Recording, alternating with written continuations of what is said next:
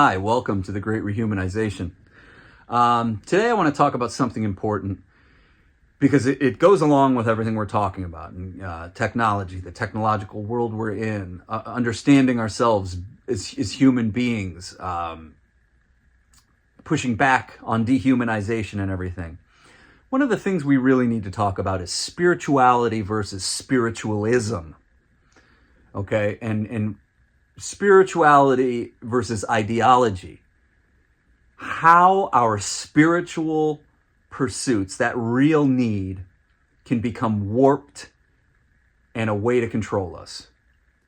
So I constantly, you're gonna hear me mentioning Romans 12:2 in the Christian Bible, Scripture, pretty regularly because it's my compass. It suits me very naturally. Do not conform to the patterns of this world, of this age, but be transformed by the renewal of your mind so that you can discern what is good, what is pleasing, and what works according to God's will. That's the scripture, okay? Now, for me, that's just always made sense at the most intuitive level, but also at the deepest intellectual levels. And increasingly, the longer I live, the more it becomes intellectually sound and real and fascinating. So, spirituality and spiritualism. I had a friend, and I'm going to bring him up a lot, and his name was Walt Reiner, a mover and shaker, a thinker, a doer, a warrior in every sense. He passed away in 2006. This is a World War II guy. He was a football coach, a teacher. Anyway, Walt was awesome. But he was saying things long ago like this. That's spiritualism. That's not spirituality. That's spiritualism. Okay? So, I was watching a documentary recently, a series, and you can find it on Max. It's an HBO production called Breath of Fire. All right? And it's about this Kundalini yoga teacher. Now, I've heard about this Kundalini yoga in passing conversation with New Age type friends of mine and people I've encountered over the years. And it's always confused me a little bit because I never knew what the heck they were talking about. I'm like, Kundalini yoga? And I have a grasp of yoga. I know about what Kundalini is and chakras and what the traditional teachings are around those things and the various techniques. Not all of it, because this stuff goes back thousands and thousands of years, and there are so many different branches and streams of yoga and teaching on it. I'll just leave it at the fact that what they were talking about, I had no idea. I'm like, what? That doesn't even sound like anything I've ever even heard of. Anyway, going to this Breath of Fire documentary, I started watching it, and it became pretty clear why. This is just something that was made up in the United States by New Age spiritualist teachers, spiritualism teachers, okay? So I'm drawing a distinction right here between authentic spirituality and fake materialist spiritualism right here, right now. And now I'm going to clarify, and that's what today we're going to get into, what it's going to be about and why it's a bit of a problem and something we'll build on going forward. So go out, watch Breath of Fire on HBO, because I'm going to make a lot of references to it right now, or a few at least. So the gist of it, and that's in the yogic, so it's an appropriation of ancient wisdom and traditions coming out of India, all right?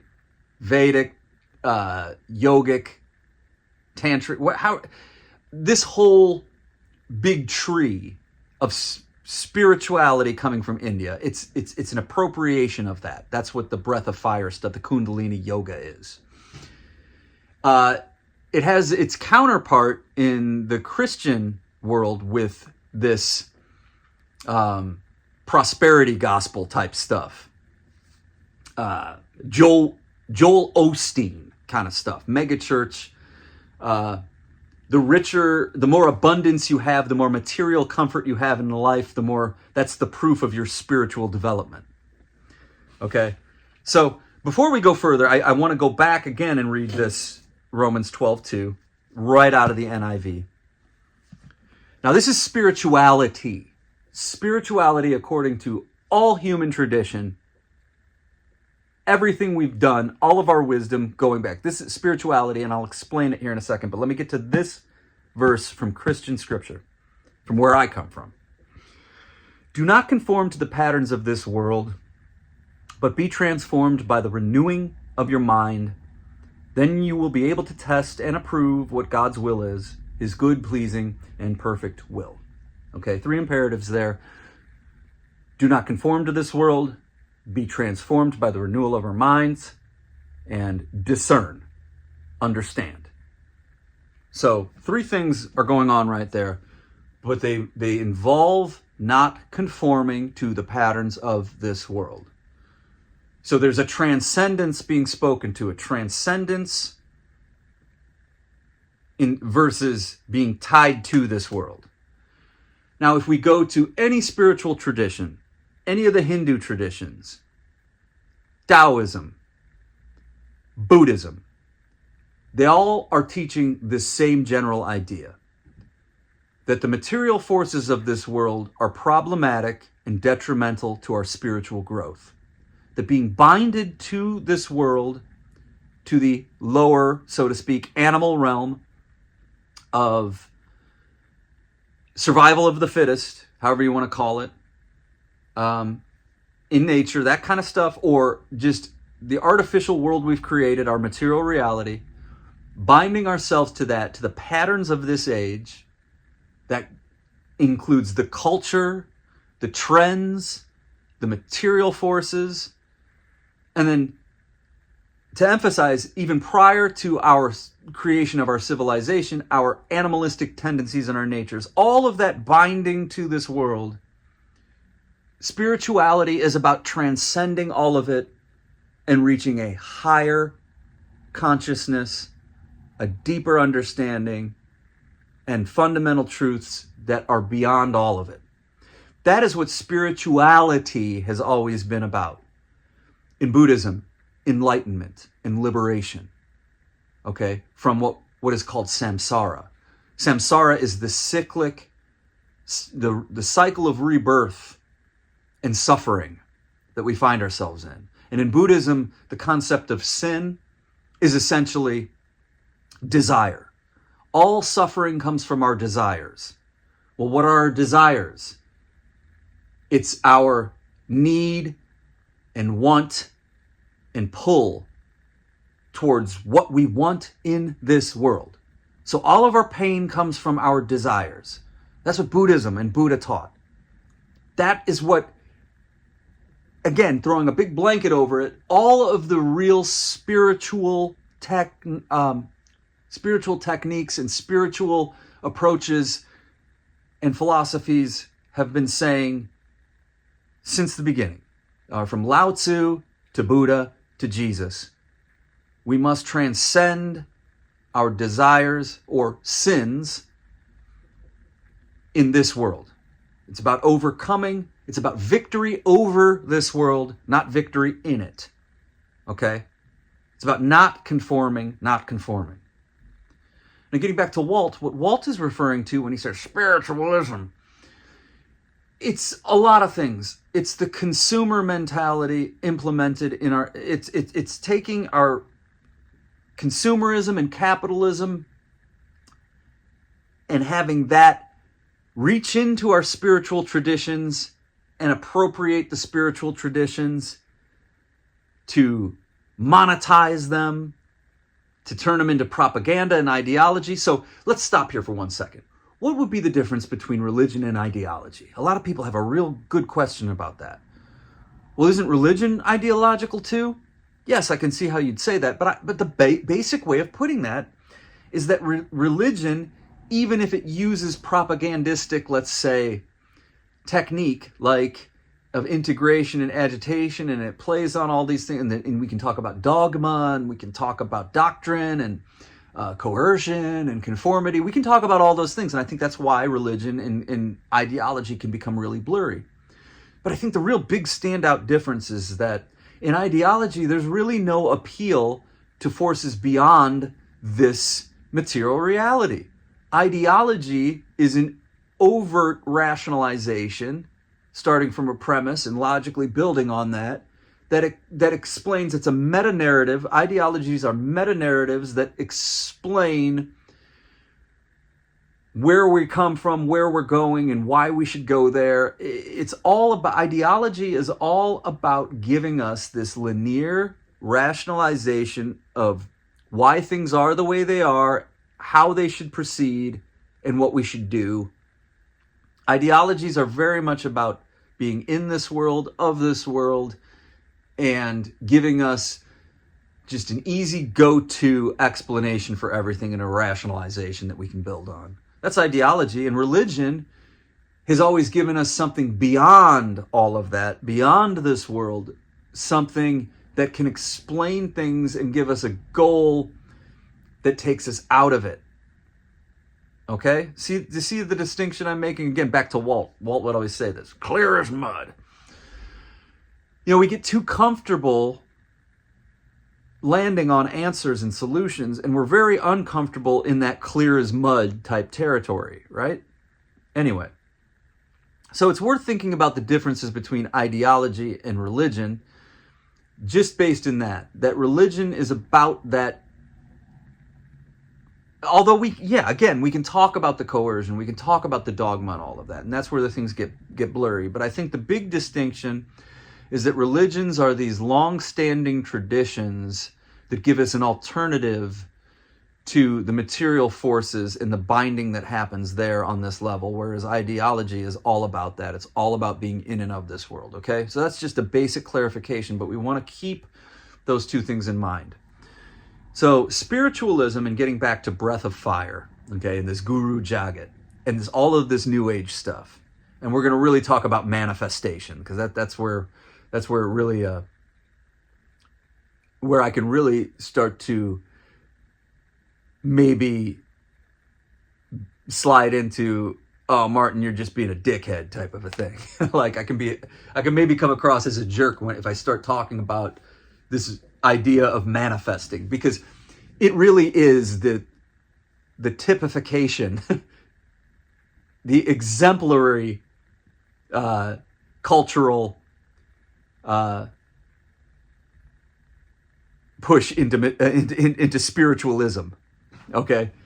Not authentic spirituality, okay? So that's another thing. So let's just start there with this manifestation thing, okay? So Breath of Fire, watch that. What Guru Jagat is essentially teaching, all right? So in Breath of Fire, you have this guru talking about this stuff called Kundalini Yoga. She uses in one clip the term spiritual materialism. Okay, here's a book, Cutting Through Spiritual Materialism by Chogyam Trungpa. Let me read you the back of it right here. Walking the spiritual path properly is a very subtle process. It is not something to jump into naively. There are numerous sidetracks which lead to a distorted, egocentric version of spirituality. We can deceive ourselves into thinking we are developing spiritually when instead we are strengthening our egocentricity through spiritual techniques. This fundamental distortion may be referred to as spiritual materialism.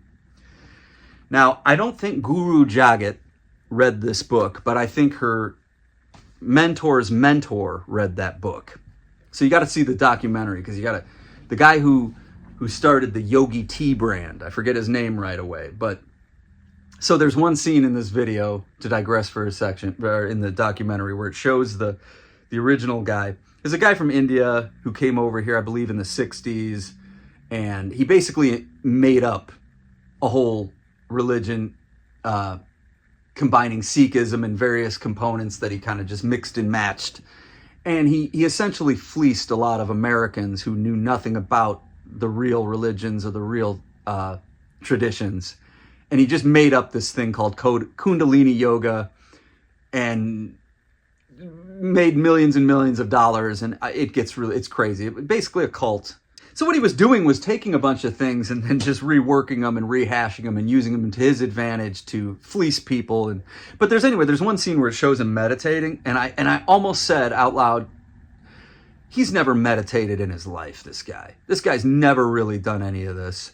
And then about 15 minutes later in the documentary, someone's like, he didn't really follow anything that he was preaching or saying. He didn't do any yoga. He didn't do any, so it was pretty clear to me what this guy was up to right from the get-go. I mean, like I mentioned earlier, the Kundalini yoga thing, people were talking about this stuff. I'm like, what are you even talking about? Turns out it was all made up. And you got to go to this documentary and watch it, Breath of Fire, because a lot of what I'm talking about is in that. So this Guru Jagat, she uses the term spiritual materialism, but she's using it in this way where she's making it like a good thing. No, this is what we would call spiritual materialism. The whole thing has nothing to do with authentic spirituality. Anytime, guys, that we are gravitating towards something that is telling us that our material prosperity is how we measure our spiritual growth, it's a lie. It's not spirituality. It's spiritual materialism. It's ego-driven nonsense. This is where I can come across as a jerk. And I don't really care if I do. But all of this talk about manifesting, I'm going to manifest this, that is spiritualism. It's not spirituality. It's egocentric narcissism masquerading as spirituality. Again, as I was saying, all spiritual, real, true spiritual streams and traditions emphasize victory over this world, transcendence beyond our material reality. It's been in these recent times, prosperity gospel, Joel Osteen, Guru Jagat, spiritual materialism, okay? Going back to, we deceive ourselves into thinking we're developing spiritually when instead we're just strengthening our egocentricity and using spiritual techniques. That's essentially what spiritualism is. So I want to talk about Aaron Rodgers, our friend Aaron Rodgers, for a second. Now this is where I'm going to talk about the manifesting and what bullshit that is. Okay, so this is exactly what my friend Walt would say. Spiritualism, it's not spirituality. I want to go back to the 2023 football season. Aaron Rodgers had just joined the New York Jets, and they were going to play their first game. They did play their first game of the season. It was the first game of the year on Thursday Night Football. Kickoff weekend. Aaron Rodgers coming off of his great success with the Green Bay Packers, and he's moved to the New York Jets.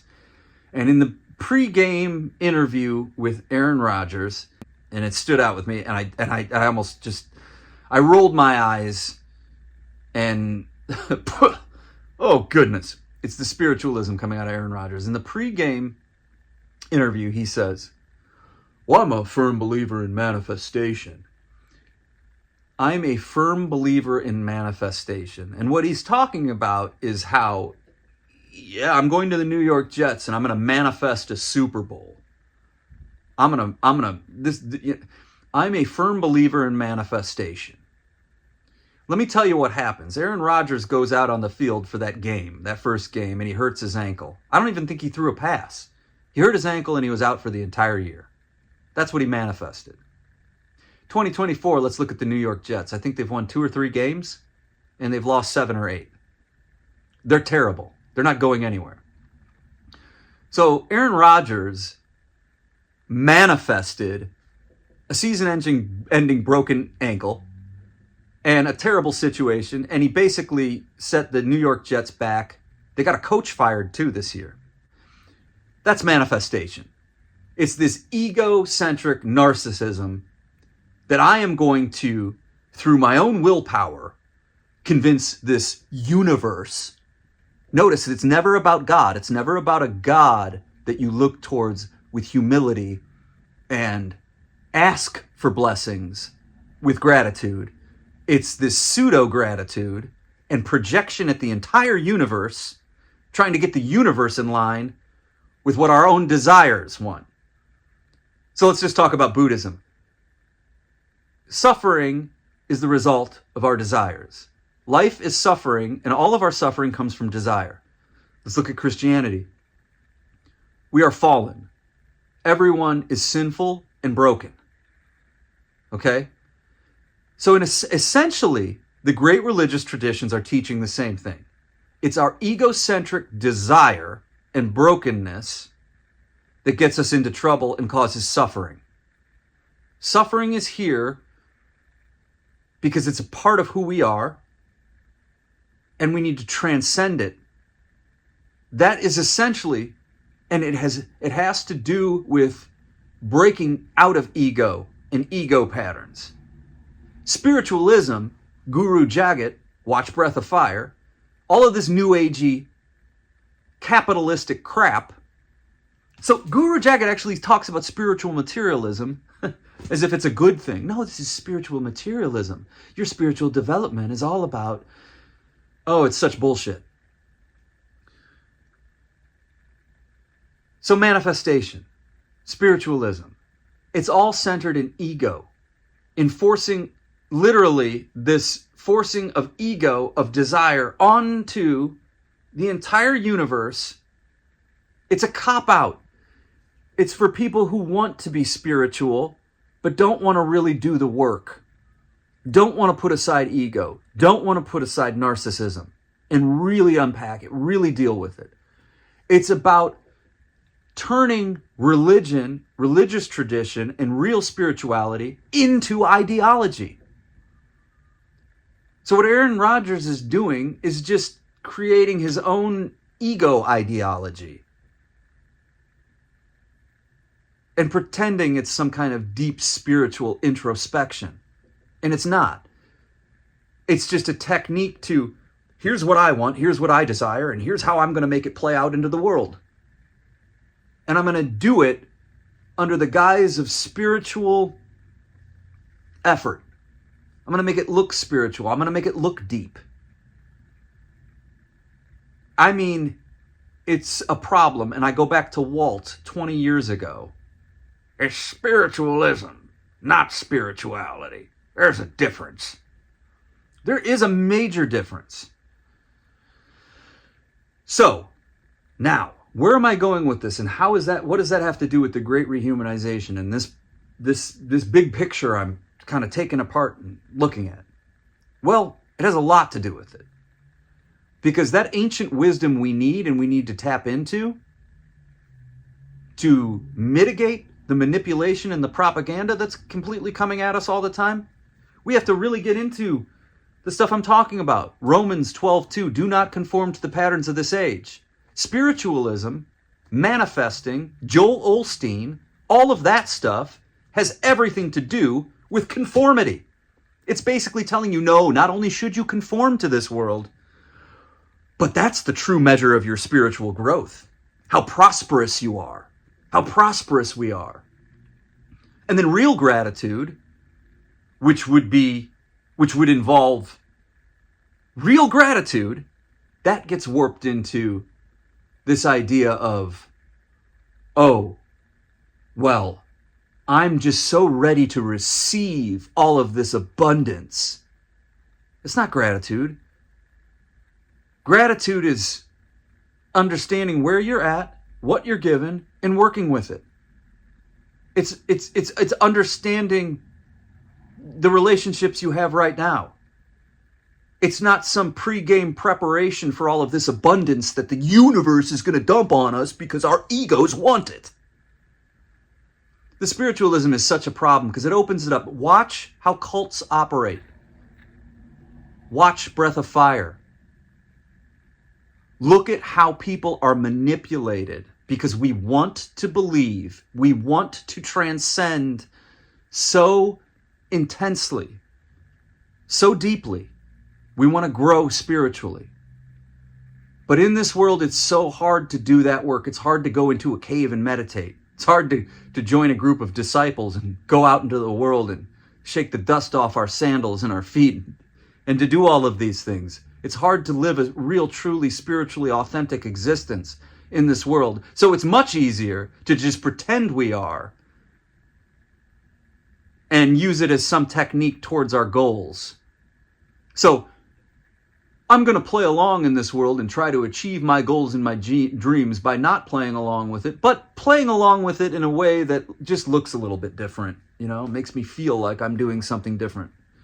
No, it's just, it's total conformity. It's a trick. It's a way of tricking us into playing along with materialism and capitalism and consumerism.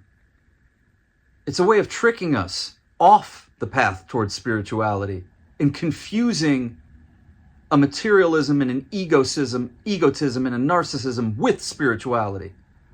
It's really the work of the devil, if you put it that way. If you're a Christian believer and you're getting into the prosperity gospel and stuff, what you're doing is you're standing there with the devil like Jesus in being tempted in the desert, and you're just saying yes to the devil. Turn the stones into loaves of bread. I'm hungry. Oh yeah, let me jump off this skyscraper right here. My angels will catch me. Oh sure, I'll take all the kingdoms of the world. That's what spiritualism is. That's what manifesting is. It's saying yes. So go to scripture and read about the temptation. So like Matthew chapter 4. Go read about Satan tempting Jesus in the desert. Manifestation and all that spiritualism is just is putting yourself in Jesus's place and shaking your head and going, yeah, Satan. Yeah, that's the way to do it. Let's do that. Let's turn those stones into bread. Let's manifest angels to help us jump off these buildings and do these supernatural tricks and feats. Let's do it.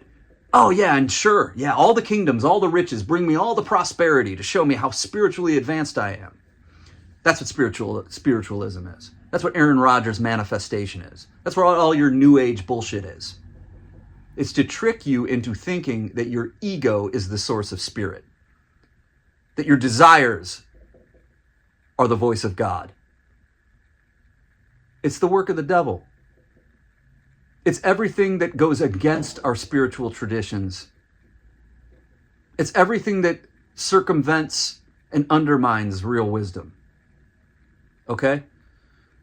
It's really important to understand that when we take our spiritual heritage and contort it and distort it and package it as a new age consumer marketed materialism, that what we're just doing is asking for more manipulation, for more being embedded in the patterns and trends of this world. The desire, the sin, the need for power, money, and reputation. Those three things. Spirituality is everything that calls into question power, money, reputation, the binding forces to this world. What Satan really is. Okay? If Satan is not a real being, if you don't believe that, then Satan is the perfect metaphor for all of the material binding forces that keep us off the spiritual track. So in Buddhism, that's Mara. Mara and Satan. Mara is the material world, the material forces. Buddha, Siddhartha Gautama, the historical person that became the Buddha that we talk about, was a prince. His father, Suddhodana, was a king, and he was looking forward to his son's birth so that he could give his son his kingdom. But a spiritual teacher, I think it was before Siddhartha was born, before Buddha was born, told the king, or when he was born, right after his birth or right before it, he told him, look, your son is either going to be a powerful, great warrior, or he's going to change the world with a whole new way. He's going to be a great spiritual teacher. So King Suddhodana basically said, no, not going to do that. My son is going to be a king. He's going to be a warrior. So the king kept his son sheltered his entire life from death, from pain, from suffering, and didn't want him to see any of it. And he showered his son with all of the riches anyone could imagine. He kept them in two different palaces, or his summer palace and his winter palace. So this is the story of Buddha. It's all about a prince who could either have gone towards the material, prosperous path, or the spiritual path that forgoes prosperity as we know it in the material world. And of course, Buddha went that way. He leaves the palace. He asks his friend to take him out of the palace one day. I want to see the world and what it's like. He makes it outside the palace, and he sees death. He sees starvation. He sees regular people. And it breaks him. He can't believe that his father, the king, had hidden him from the real reality of the world. And he can't stop thinking about it. And he goes out and he finds enlightenment, is basically the story. And then he goes and he teaches people the middle way. He teaches people that desire is the root of suffering, the Four Noble Truths, the Eightfold Path. That's the story of Buddha. And I tell that story because most people don't know it. But look at how that lines up with the things Jesus was teaching. Now, I'm not saying they're one and the same. I'm not conflating the two. I am making the point that all of our spiritual traditions, that's what they're about, transcending this world and the forces that are in it. Okay? And if you are going to play the game, if you want real spiritual growth, that's the path. That's real spirituality. It's not prosperity. It's not manifesting. It's not any of this new age bullshit. What that is a trick. And if we go with the Christian tradition, it's the trick of the devil. If we go with the Buddhist tradition, it's the trick of Mara. It's the trick of the material world. All right? Spiritual materialism. This is also a great book. But you can look at spiritual materialism in a lot of different ways. So for the Protestants during the Reformation, spiritual materialism was all of the ornate practices of the Catholic Church and the liturgy and all of those different things. Chogyam Trungpa gets into that. So in Tibetan Buddhism, it's a lot like that. There's a lot of liturgy and tradition and things like that, whereas in Zen, it's really plain and stripped down. So even within our spiritual traditions, we can talk about things being more materialistic, like in terms of like the clutter in our minds, the clutter in our spiritual practices, so to speak. So that's a digression, but Protestantism was a way of removing more spiritual clutter. Zen was a way of removing spiritual clutter from the Buddhist tradition. Okay? A lot of the churches you go to now, non-denominational churches, it's praise and worship in the form of song, and then the pastor gives an expository preaching. Now, I love the liturgy. I grew up Catholic. Okay, so anyway, what I'm saying is spiritual materialism, we can break it down to really fine details in terms of just how we think. Okay? But definitely, if you're somebody... I don't mean to be a jerk if you're somebody who likes to use these terms like manifestation. All I'm strongly suggesting is that it's not spirituality.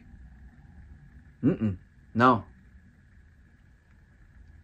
You've been probably hooked into something that's giving you an easy path to conforming to the reality that we're in and to accepting it. Okay? To making yourself beholden to it. And then along those lines, the spiritualism is just more propaganda, more manipulation, and you get into a lot of trouble there. So I'll build on this. It's a lot to talk about, but there's a huge difference between spirituality and spiritualism. All right, we must cut through spiritual materialism, not embrace it. So as you can tell, I'm not a big fan of Joel Osteen, prosperity gospel, new age bullshit. It's again, we most of us can't go into a cave and meditate. We can't sit under the Bodhi tree like Buddha for 40 days to meditate. We're not going to go out in the desert for 40 days like Jesus. Those things are very difficult for us to do. So let's leave it there for now. Let's come back to it. Think about these things, though. Please think about them. Be wise as serpents, harmless as doves. Do not conform to this world. Be the salt of the earth. Be the light of the world.